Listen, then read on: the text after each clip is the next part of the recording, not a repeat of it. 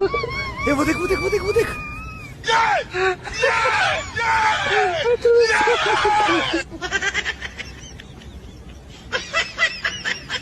দেখলে ছোটা প্যাকেট বড়া ধামাকা। এ বাপের বয়সের কুকুরের সঙ্গে মারামারি করতে আসছে।